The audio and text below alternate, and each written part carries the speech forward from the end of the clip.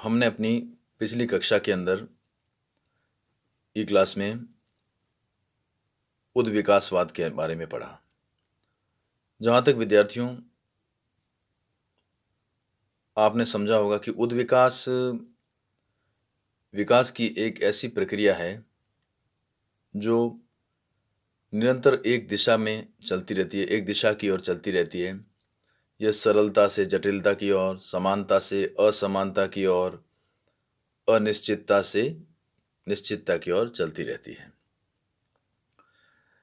लेकिन कुछ विद्वानों का मत है कि उद्विकासवाद का जो सिद्धांत है, जो विकास का जो सिद्धांत उन्होंने जो प्रतिपादित किया है, वह सही नहीं है। संस्कृति का विकास या सामाजिक सांस्कृतिक विकास जो है किसी समाज का, वो प्रसारवाद के आधार पर हुआ है। तो प्रसारवादी संप्रदाय के जो विद्वान हैं, उन्होंने इसे अलग तरीके से बताने का प्रयास किया है। 20वीं शताब्दी के अंदर प्रसारवादी संप्रदाय का विकास होने लगा। संस्कृति के उद्विकासवादी सिद्धांत की वैज्ञानिक आलोचना के परिणाम स्वरूप ही 20वीं सदी के प्रारंभ में प्रसारवादियों ने उद्विकासवादियों के एकमार्गी उद्विकास, मानव की मानसिक एकता एवं स्वतंत्र आविष्कार के तर्कों का खंडन किया और कहा कि मानव की आविष्कार करने की क्षमता सीमित है। प्रसारवादियों का मानना था कि मनुष्य जो है आविष्कार या किसी चीज़ को बनाना, ये सब उसके पास खोज करना, ये सब पक्ष सीमित पक्ष हैं। तो प्रसारवादियों का मानना था कि एक जगह कोई वस्तु का या किसी चीज़ का, किसी तत्व का आविष्कार होता है और वहाँ से वो दूसरे स्थानों के अंदर प्रसारित होता है, वहाँ चला जाता है व्यक्तियों के माध्यम से। तब व्यक्ति एक जगह से दूसरी जगह पर आवागमन करते हैं तो अपने साथ वो संस्कृति के तत्व, वो विकास की जो वस्तुएं हैं, वो जो भौतिक वस्तुएं हैं, अभौतिक वस्तुएं हैं, वो अपने साथ ले जाते हैं और वहाँ पर इसका प्रसार करते हैं। इसे हम पढ़ लेते हैं थोड़ा। विभिन्न संस्कृतियों में जब हम समान सांस्कृतिक तत्व देखते हैं तो इसका कारण स्वतंत्र रूप से आविष्कार न होकर प्रसार है। मानव में अनुकरण करने एवं ग्रहण करने की शक्ति असीमित है।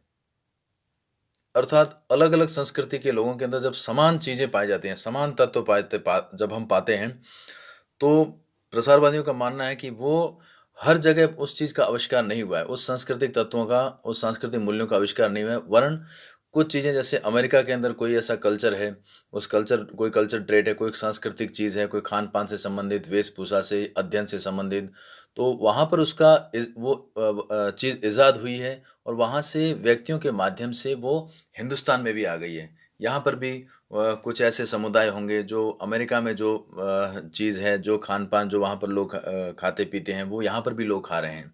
तो कहने का मतलब है कि ये हर जगह एक जैसा आविष्कार नहीं हुआ है, बल्कि समाजों के अंदर एक समाज में जो आविष्कार हुआ है वो दूसरे समाज के अंदर प्रसारित किया जाता है और वहाँ पर वो लोग उसे, उस संस्कृति को, उस आविष्कारिक वस्तु को अडॉप्ट कर लेते हैं और उसका यूज़ करते हैं। अतः जब भी दो सांस्कृतिक समूह संपर्क में आते हैं तो उनमें एक दूसरे के रीति रिवाजों, प्रथाओं, धर्म, कला, भौतिक वस्तुओं, भाषा, वस्त्र, भोजन आदि का आदान प्रदान होता है। अधिक शारीरिक निकटता होने पर सांस्कृतिक प्रसार के भी अधिक अवसर होते हैं। इसके परिणामस्वरूप एक स्थान पर आविष्कृत सांस्कृतिक तत्व दूसरे स्थान पर फैलते हैं। इसे ही प्रसारवाद के नाम से जाना जाता है। एक स्थान से दूसरे स्थान पर जाने वाले व्यक्ति अपनी संस्कृति को दूसरे स्थान पर फैलाने में योगदान देते हैं। इसे कई उदाहरणों के माध्यम से प्रसारवादियों ने समझाने का प्रयास किया। जैसे आप जाएंगे यूरोप के अंदर लोग स्पाइसी फूड नहीं खाते हैं, तो स्पाइसी फूड खाना उन्होंने कहाँ से सीखा? तो हो सकता है कि कुछ यूरोपियन इंग्लैंड के व्यक्ति या फ्रांस के, स्पेन के हिंदुस्तान में आए हों और यहाँ की डिशेज़ जिनमें स्पाइसी होती है, जो अपन लोग मिर्च मसाला ज़्यादा डालते हैं, इन्होंने इनका स्वाद लिया, उनको अच्छा लगा और यहाँ से वो चीज़ें अडॉप्ट करके उन्हें स्वीकार करके अपने देश में गए और वहाँ जाकर उन्होंने इसका प्रचार प्रसार किया कि वहाँ पर खान पान इस तरह का होता है और ये बड़ा टेस्टी होता है और हमें इस तरह से हम भी इसे बना करके खा सकते हैं।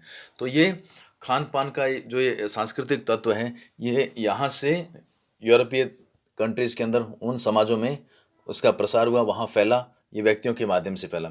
तो प्रसारवादियों का कहना यही है कि हर जगह जिस जैसे उद्विकासवादी कहते हैं कि सभी समाजों का जो विकास है, जो प्रगति है, जो उद्भव है, वो एक ही तरीके से एक क्रम में हुआ है। उसके विपरीत प्रसारवादी कहते हैं ऐसा नहीं हुआ है।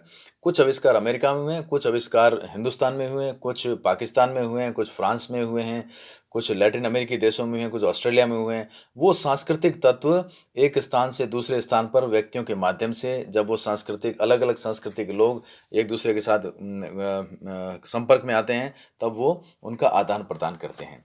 ये प्रसारवाद की मेन बात यही है कि संस्कृति का सांस्कृतिक तत्वों का खान-पान, वेशभूषा इनका कैसे प्रसार हुआ, ये इस आधार पर बताने का प्रयास किया है। प्रसारवादियों ने प्रसार की कुछ शर्तों एवं विशेषताओं का भी उल्लेख किया है, जो इस प्रकार है, हम इसका अध्ययन कर लेते हैं। कोई भी संस्कृति समूह कोई भी सांस्कृतिक समूह दूसरे सांस्कृतिक समूह की संस्कृति या सांस्कृतिक तत्वों को उसी समय अपनाएगा जब वह उसके लिए अर्थपूर्ण और उपयोगी हो। लाजमी है, जब कोई किसी समुदाय का कल्चर दूसरे व्यक्ति को प्रभावित करे, अर्थपूर्ण ढंग से प्रभावित करे, उसका कुछ उद्देश्य हो, उसे वो अच्छा लगे, तभी वो स्वीकार करेगा, अन्यथा नहीं करेगा। प्रसार के दौरान सांस्कृतिक तत्व अपने मूल रूप में नहीं रह सकते, उनमें ऐसे परिवर्तन आ जाते हैं जिससे वे अपने आप को नए पर्यावरण के अनुरूप बना सकें।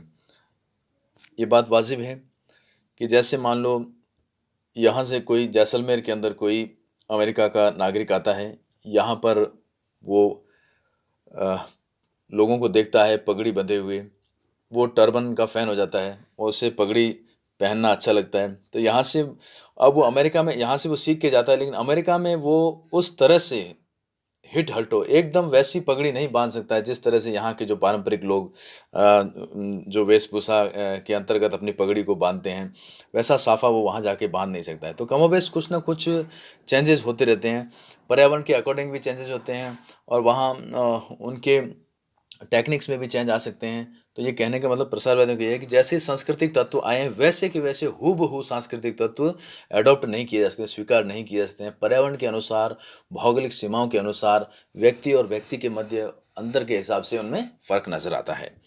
प्रसार साधारणतः उच्च संस्कृति से निम्न संस्कृति या विकसित से अविकसित संस्कृति की ओर होता है। बिल्कुल सही बात है। जैसे हिंदुस्तान में आध्यात्मवाद का बहुत विकास हुआ है, लोग बहुत स्पिरिचुअल हैं, यहाँ देवी देवताओं को मानना, भगवान को मानना और आस्था से परिपूर्ण लोग हैं यहाँ पर। तो अमेरिका से, यूरोपियन कंट्रीज से जो इंग्लिशमैन आते हैं यहाँ पर, वो इस स्पिरिचुअलिज्म को अडॉप्ट करने के लिए, आध्यात्म की अनुभूति के लिए यहाँ पर आते हैं कि लोग किस तरह से पूजा अर्चना करते हैं, यहाँ के लोगों का जीवन कितना शांत है। उस शांति को, सुकून को प्राप्त करने के लिए, उस आध्यात्म को प्राप्त करने के लिए वहाँ से यहाँ लोग आते हैं। तो आध्यात्म के दृष्टिकोण से हम लोग बहुत विकसित हैं, तो इस दृष्टिकोण से वो हमसे सीखते हैं। और पूंजीवादी दृष्टिकोण से देखा जाए तो ये अमेरिका है, ब्रिटेन है, ये बहुत ही विकसित राष्ट्र हैं।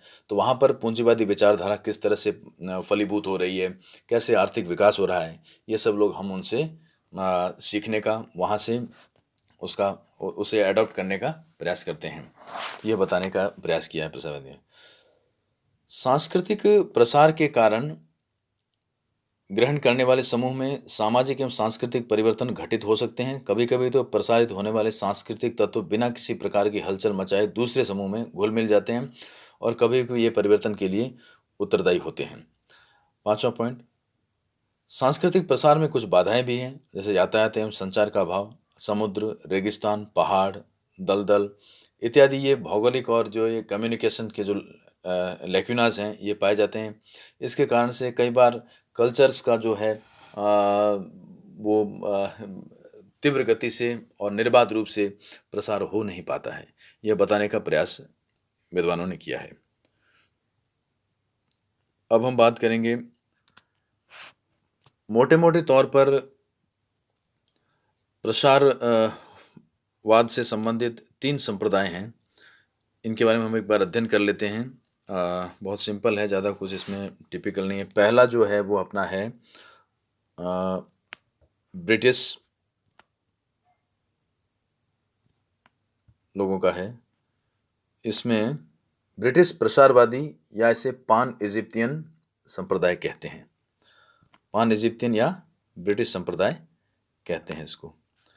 इसमें अंग्रेज प्रसारवादी संप्रदाय मानव शास्त्र इतिहास में सबसे बाद में आया और सबसे पहले लुप्त भी हो गया। इस संप्रदाय ने मानव शास्त्र में भीषण विवाद को जन्म दिया। इलियट स्मिथ इस संप्रदाय के संस्थापक थे और डब्ल्यू जे पेरी उसके समर्थक थे। स्मिथ कैरियो विश्वविद्यालय में शारीरिक रचना शास्त्र के प्रोफेसर एवं विशेषज्ञ थे। उन्होंने अपने अध्ययन एवं अनुसंधान के दौरान लंबे समय तक मिस्र में निवास किया। आपने प्राचीन इजिप्टियन एवं माइग्रेशन ऑफ अर्ली कल्चर नामक पुस्तकें प्रकाशित की। इन रचनाओं में आपने मिस्र को ही प्राचीन सभ्यता और संस्कृति का केंद्र बताया। पेरी ने अपनी पुस्तक द चिल्ड्रन ऑफ द सन में इस संप्रदाय का समर्थन किया। उन्होंने कहा कि लोगों में यह विश्वास है कि शासक सूर्य से अवतरित होता है, मिस्र की ही देन है। मम्मीकरण, पिरामिड, स्वर्ण तथा मोतियों को अधिक महत्व देना आदि भी विश्व को मिस्र की सभ्यता की ही देन है। अतः पेरी मिस्रवासियों को सूर्यपुत्र कहकर पुकारते हैं और उन्हें ही समस्त उच्च संस्कृति के जनक मानते हैं। इस संप्रदाय के लोगों ने मिस्र को ही सभ्यता का उद्गम स्थल माना है, अतः इसे पान इजिप्टियन या इजिप्शियन संप्रदाय भी कहते हैं। कहने का मतलब मोटे मोटे तौर पे यह है कि जो ये ब्रिटिश प्रसारवादी हैं, इन लोगों का मानना था कि विश्व के अंदर तमाम तरह के जो संस्कृति का प्रसार हुआ है, उसका उद्भुत केंद्र, उसका जो एपिसेंटर है वो है सिर्फ और सिर्फ मिस्र है। मिस्र से ही सांस्कृतिक तत्वों का संचार प्रसार और जो उसका डिफ्यूजन हुआ है वो मिस्र से ही विभिन्न ब्रह्मांड के विभिन्न देशों के अंदर हुआ है। ये बताने का प्रयास किया आपने। अब हम बात करेंगे दूसरे संप्रदाय की, जो जर्मन प्रसारवादी या सांस्कृतिक ऐतिहासिक संप्रदाय है। जर्मन ऑस्ट्रेलियन संप्रदाय का दृष्टिकोण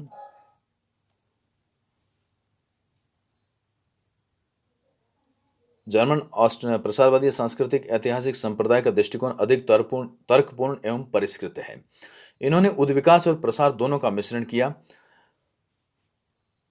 इसके प्रवर्तक रहे फादर सिमिट तथा समर्थकों में एंकरमैन, ग्रेबनर, ई फॉय आदि प्रमुख हैं। इस संप्रदाय को कल्चर क्रीज संप्रदाय भी कहते हैं। इसका अर्थ है सांस्कृतिक चक्र या सांस्कृतिक घेरा। इस संप्रदाय को मानने वाले लोगों का मत है कि प्रत्येक संस्कृति के प्रसार का एक घेरा होता है और हम ऐतिहासिक प्रमाणों के आधार पर इस घेरे को ज्ञात कर सकते हैं। ब्रिटिश प्रसारवादियों की तरह जर्मन प्रसारवादी किसी एक ही स्थान को संस्कृति का उद्गम स्थान नहीं मानते, वरन उनकी मान्यता है कि भिन्न भिन्न स्थानों पर संस्कृति का जन्म हुआ और फिर दूसरे स्थानों पर प्रसार हुआ। इन लोगों का मत ब्रिटिश संप्रदायवादियों से बिल्कुल डिफरेंट है। इन्होंने कहा कि अलग अलग सांस्कृतिक तत्वों का अलग अलग राष्ट्रों में विकास हुआ और वहाँ से ये अलग अलग स्थानों के ऊपर अलग अलग राष्ट्रों के अंदर फैले, वहाँ उनका प्रचार प्रसार हुआ, लोगों ने उसको स्वीकार किया, अंगीकृत किया। इस प्रकार से संप्रदाय के लोग उद्विकास या प्रसार दोनों को ही स्वीकार करते हैं। समय समय पर विभिन्न स्थानों पर संस्कृति के तत्वों का जन्म होता रहा है और वे दूसरे स्थानों पर फैलते रहते हैं। यदि हम सांस्कृतिक तत्वों के इतिहास को ज्ञात करें तो यह स्पष्ट हो जाएगा कि उनका उद्गम कहाँ हुआ है और किस स्थान से होकर प्रसारित हुए हैं। यह संप्रदाय सांस्कृतिक तत्वों के इतिहास को ज्ञात करने पर जोर देता है, इसलिए इसे ऐतिहासिक प्रसारवादी संप्रदाय कहते हैं। और इन्होंने बताया कि संस्कृति के जो तत्व हैं, संस्कृति का जो उद्भव है, इसके संबंधित जितने भी इसके तत्व हैं वो अलग अलग राष्ट्रों में अलग अलग समय पर प्रसारित हुए हैं। अब तीसरा है अमेरिकन प्रसारवादी। इनके बारे में बात कर लेते हैं। इस सिद्धांत के प्रमुख समर्थक या प्रवर्तक अमेरिका के मानवशास्त्री फ्रेंच बोआज और क्लार्क विस्लर हैं। क्लार्क विस्लर के बारे में मैंने आपको बताया, मैन एंड कल्चर इनकी पुस्तक है। संस्कृति के ऊपर बहुत बड़ा काम आपने किया है। उन्होंने सांस्कृतिक प्रसार क्यों होता है को प्रकट करने का प्रयत्न किया और जर्मन प्रसारवादियों की कमी को दूर किया। इन विद्वानों ने संस्कृति तत्वों की व्याख्या करके उनके मिलन और आत्मसात का मनोवैज्ञानिक अध्ययन किया। फ्रेंच बोआज ने उत्तरी अमेरिका को विभिन्न सांस्कृतिक क्षेत्रों में विभक्त कर वहाँ की खाद्य सामग्री, धर्म, सामाजिक संगठन, गृह निर्माण कला आदि का अध्ययन किया और एक क्षेत्र में से दूसरे क्षेत्र में होने वाले प्रसार का उल्लेख किया। विस्लर ने भी बोआस की इस अध्ययन पद्धति को अपनाया और अमेरिका तथा अफ्रीका के विभिन्न सांस्कृतिक एवं भौगोलिक क्षेत्रों में विभक्त कर उन क्षेत्रों का अध्ययन किया। विस्लर की मान्यता है कि विशिष्ट सांस्कृतिक तत्वों का जन्म उस संस्कृति के केंद्र में ही होता है और धीरे धीरे वह बाहर की ओर फैलता है। प्रसार के दौरान सांस्कृतिक तत्व पर्यावरण के अनुसार परिवर्तित होते हैं। प्रमुखतः अभौतिक तत्वों में अधिक परिवर्तन होता है और भौतिक में कम होता है। इस तरह से फ्रेंच बोआज और क्लार्क विस्लर ने अमेरिकन प्रसारवाद को समझाने का प्रयत्न किया। उन्होंने कहा कि पर्यावरण के हिसाब से सांस्कृतिक तत्वों में परिवर्तन होता है और विशिष्ट जो सांस्कृतिक तत्व हैं वो एक स्थान विशेष से ही संबंधित होते हैं, लेकिन जब ये दूसरी ओर फैलते हैं, दूसरे स्थानों में जाते हैं, तो पर्यावरण के हिसाब से, भौगोलिक सीमाओं के हिसाब से उनमें फ़र्क आता रहता है। तो प्यारे विद्यार्थियों, ये आपको मैंने थ्योरी ऑफ डिफ्यूजनिज्म के बारे में बताया। प्रसारवाद क्या है, डिफ्यूजनिज्म क्या है, डिफ्यूजन क्या है, इसके 3 संप्रदाय के बारे में बताया। अब आपको अच्छी तरह समझ में आ गया होगा कि उद्विकासवाद और प्रसारवाद में क्या फ़र्क है। अगली कक्षा के अंदर हम लोग प्रकार्यवाद के बारे में पढ़ेंगे। आप लोग इससे संबंधित कोई प्रश्न हो मुझे पूछ सकते हैं और नेक्स्ट कक्षा में हम लोग फंक्शनलिज्म के बारे में पढ़ेंगे। That's all for today. हाँ बेटा, क्या कह रहे थे आप? और दादा बुला रहे हैं, खेत चलो। भाई गॉड, इतना जल्दी दादा बोले हाला ला ला रही, दादा बोला, दादी बोला, दादा ला ला रही, दादा क्या कहते हैं मुझे हाला ला ला रही, क्या दादा मुझे कहूँ, दादा तंग को क्या आ रहे हैं? चल मैं चलूंगा, तू आई है तो क्या, चल मैं चलूंगा, तू आई है तो क्या, क्या करना है खेत चल के अब बेटा, गैस्ट्रिक गुजाले यार।